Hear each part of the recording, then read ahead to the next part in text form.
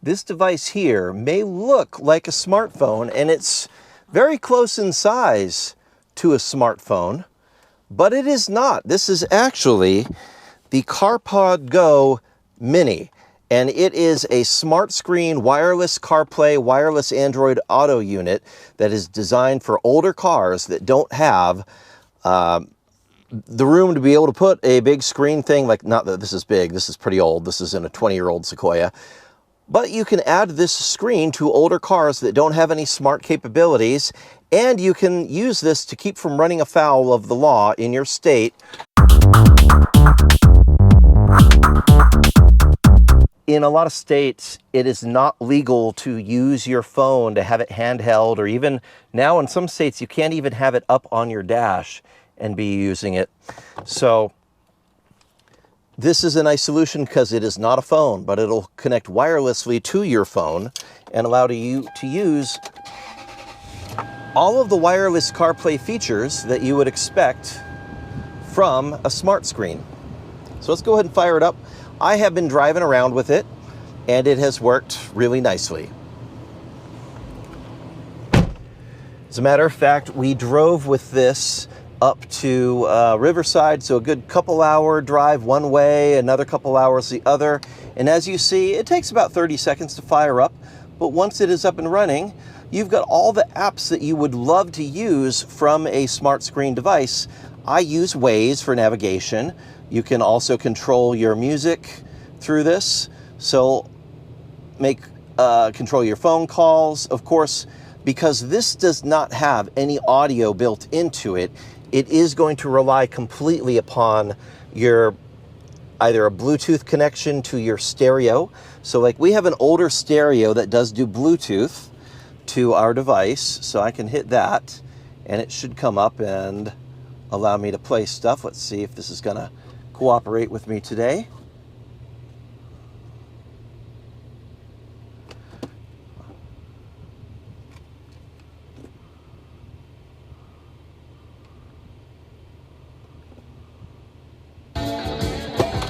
There we go.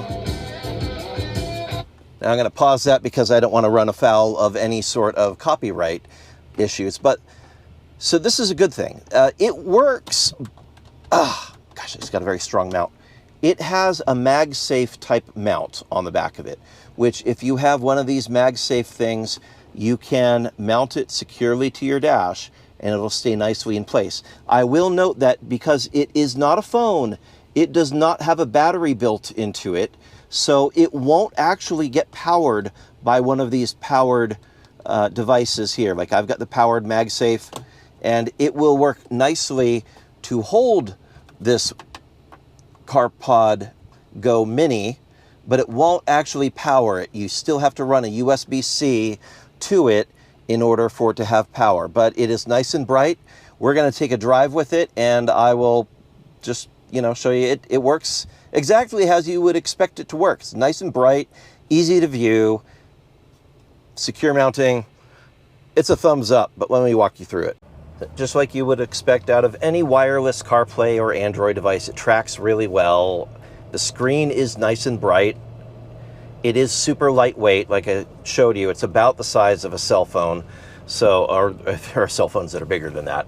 Actually, I think the one thing that I did wish it had was the battery. If it had a battery and it had its own power, and you could use the MagSafe power to charge it while you're driving, that would be outstanding. As it is, it's not terribly inconvenient that you have to plug it into a USB-C.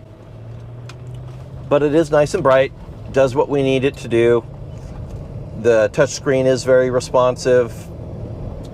It does adjust at night automatically. There's a sensor in here, it's just nice. Just filming a little nighttime footage here so you can see it does get nice and dim for at night. It doesn't blind you. That is a great feature that some smart screens I have tried don't have. So definitely a fan of that. It blends in well with the interior illumination really nicely. I didn't have to change any settings, it just did it. So yeah, and the nighttime display is great. Everything's very clear. I can see it, everything I need. Superb. Super happy with this. The screen's nice and responsive. Hit the little button to bring up the different icons for whatever I want to scroll through and find the CarPlay apps that I need. There's no lag. Hit the button, it does everything just like it ought to, so yeah. And it's inexpensive. So if you've got an old car from like the 80s or 90s or older, like I could see myself using this in our 73 Fiat, because it is light enough that you could use a fairly low strength adhesive mount for it. It wouldn't ruin the dashboard on your old car if you were actually concerned about such things. And in areas where it's illegal for you to use your cell phone, or like it is now in California, teenagers aren't even allowed to touch their cell phone if it is mounted on a dash as a hand-free. They're not supposed to have it in reach. This gets you around that because this is not a cell phone. It's just a smart screen. So you can have access to navigation for your teenager without running afoul of the law, and it still works just the same. I think I mentioned it does not have built-in speakers. So you are dependent upon your actual stereo or another hands-free device, whether you're using AirPods, which could be legal or illegal depending on where you live, to have headphones in while you're driving. This is also a nice solution for motorcycles. I'll mention that because it does have a really strong MagSafe grip on it. You could easily throw it on your handlebars or your motorcycle. It's small. You can throw it in your carry pack or in your pocket when you're done. Take it with you, but you could have a navigation smart screen without running the risk of dropping your phone somewhere on the road. If this drops, it's not that much money. If your $1,000 phone drops, that's a bad day. So this is a nice solution for our motorcycle riders as well. I have not run the latest firmware update. I did get notified about a week after I had it that there's a firmware update available for it, which is something that you would plug this into your PC or your Mac and drop it on using the USB cable. So it's not a difficult thing to update the flashed firmware on it. I have not done it. It's just running the original firmware as I received it.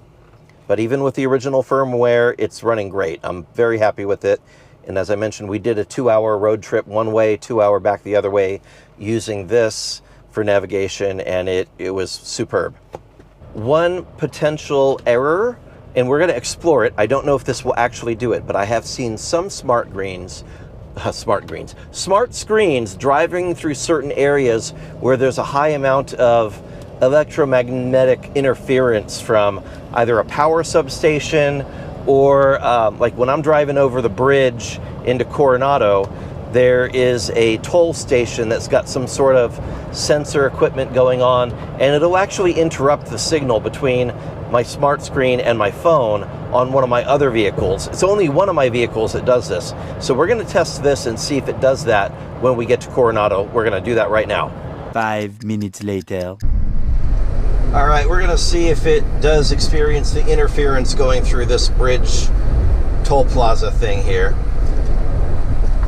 And it's not consistent with every smart screen, but I have noticed it on one of the ones that I have.